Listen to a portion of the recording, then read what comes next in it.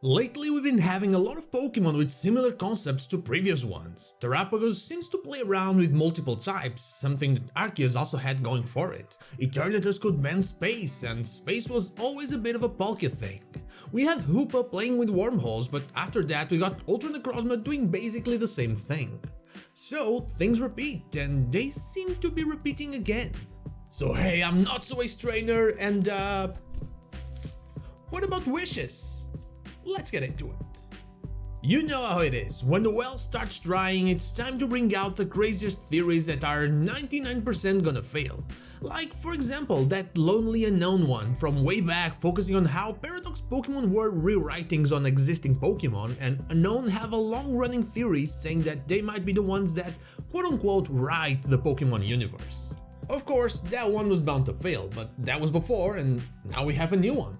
There has been a lot of talk regarding wishes, granting wishes, and it all seems to be connected to that pitch thingy, the Momotaro Pokemon, the one that is the leader of the Lousy 3. But that isn't the first time we hear about wishes.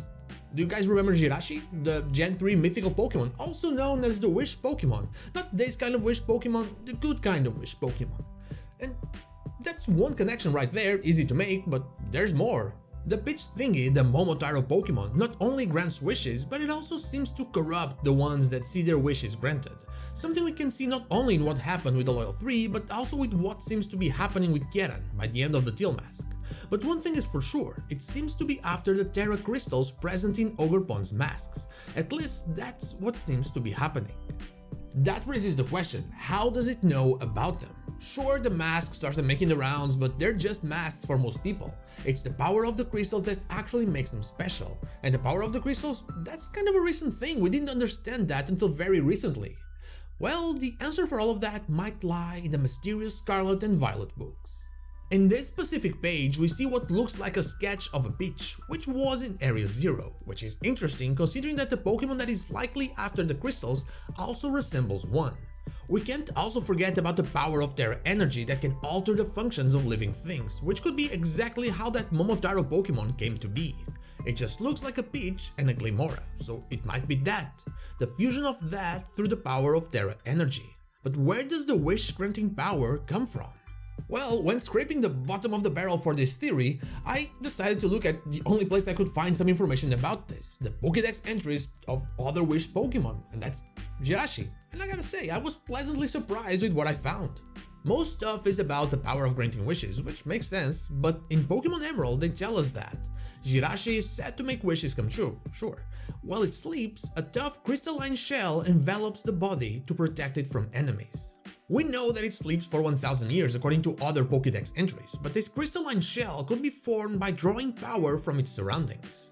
So, if a JIRACHI fell to its slumber in the Great Crater of Paldea, surrounded by Terra Energy from all sides, and absorbed that same energy, those same crystals, in order to form the shell that protects it, it would probably also change its functions. Corrupted by the poisonous power of a Glimmora feeding on its Terra shell and close to what could be a peach tree, the Terra Energy that can alter living things and create some of the strangest beings we've ever seen in the Pokemon franchise, only behind the Ultra Beasts, could easily make something happen there.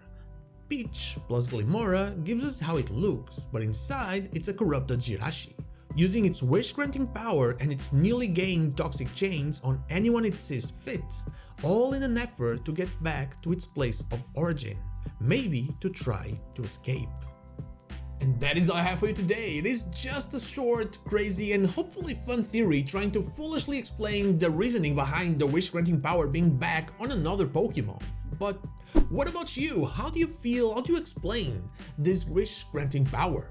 Let me know in the comments down below. And now, like the video if you like it, dislike if you don't, and don't forget to subscribe to the channel for more Pokemon content and also ring the bell so you know when the next video is out. You can follow me on social media and Twitter, same day Wednesday to Sunday, not Saturday, or join our Discord, all the links are in the description. Thank you so much for watching, and I see you all on the next one.